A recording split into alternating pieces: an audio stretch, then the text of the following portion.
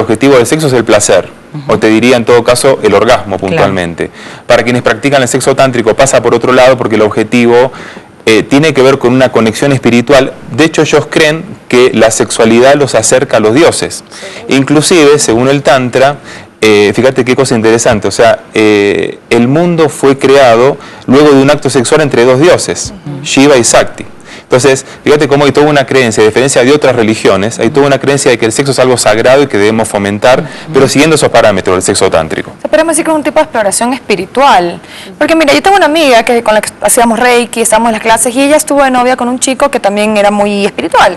Y él siempre que tenía relaciones con ella, hacía este sexo tántrico. Hasta que ella un día dijo, bueno, pero ya, pues, o sea, como que esa parte de la explosión y te hace sentir bien. Te cansa el sexo tántrico. Sí, pues entonces era como que hasta qué hora aguanta tu sexo tántrico y no siento esa demostración, ese intercambio de energías. Es que no todos estamos preparados para eso, esa es una realidad.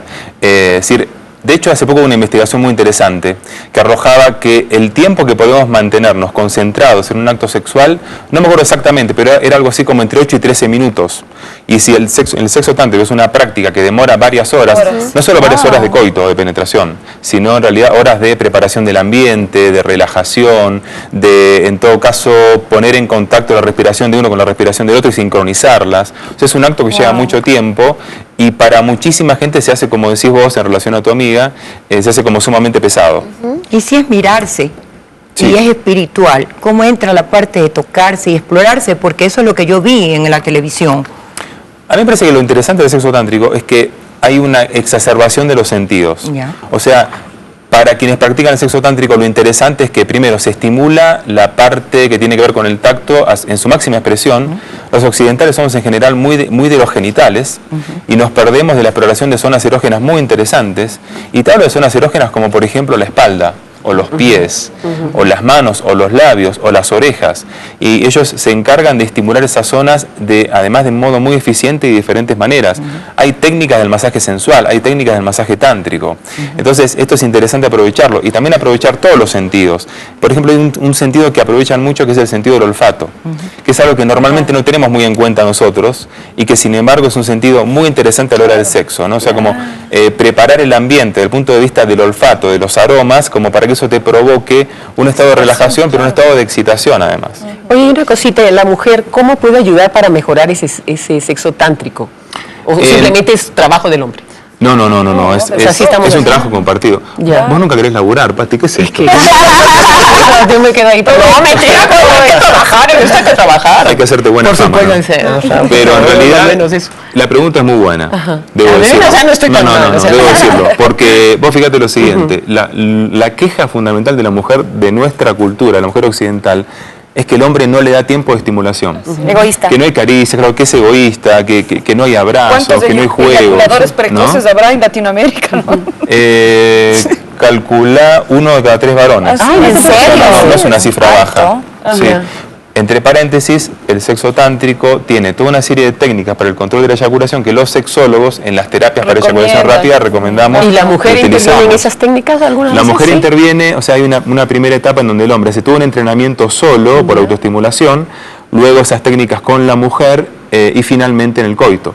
Ahora, yendo a esto que vos decías antes, lo fundamental es que para el sexo tántrico la preparación del ambiente, que es una cuestión muy importante para la mujer, y también lo que tiene que ver con las caricias, con los masajes, con las miradas. Porque el primer paso... No me mires así, Ezequiel, ¿verdad? No estoy molestando, por favor. Entre vos y yo en el camarín me decían cosas peores. Decir en cámara, o sea, por favor. Pero mami, no le creas, ya lo están enseñando. ¿Dónde se puede aprender? ¿Dónde? ¿Con quién? Hay buenos libros, ¿no? Hay buenos libros. Recomendanos uno para lastimosamente hay mucha gente que dice que sabe de sexo tántrico, que da cursos de sexo tántrico, pero no sabe en realidad demasiado. El primer paso que tienen que dar para eso es hacer un buen curso de yoga, pero no cualquier tipo de yoga, sino el Hatha Yoga, que maneja mucho el tema de la respiración y de la concentración y demás.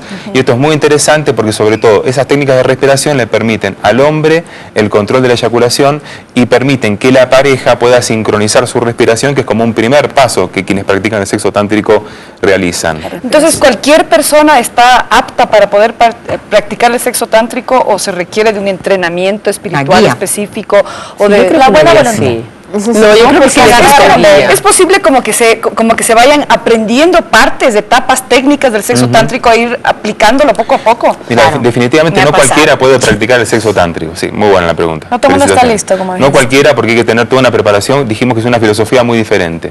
Pero si tengo que decir resumidamente algunos pasos que tenemos que cumplir con nuestra pareja. Primero, preparar el ambiente, pero que sea un ambiente lindo, agradable, cálido, en todo sentido, en el sentido de temperatura y en el sentido visual también, que estén contemplados los 5 sentidos en la preparación del ambiente. En una primera etapa, hombre y mujer se miran durante un tiempo, ubicados de costado, frente a frente, y en esa mirada se va despertando el deseo. Una vez que se despierta el deseo, aparecen las caricias, aparece el acercamiento. Las caricias no son genitales en principio, sino que en una etapa posterior empiezan las caricias en los genitales de ambos. Y luego, bueno, en lo que es el tema del coito, puntualmente hay toda una serie de técnicas que otro día hablaremos para lo que es el control y para que esto sea más prolongado. Muchísimas gracias, Ezequiel, por tus siempre acertados consejos. Y bueno, hasta aquí hemos llegado en este martes irreverente, porque mañana hay fútbol, pero volveremos el jueves con esta habitual forma de ser así, descomplicadas, auténticas. ¡Chao! Así somos. Llegó a ustedes gracias al apoyo de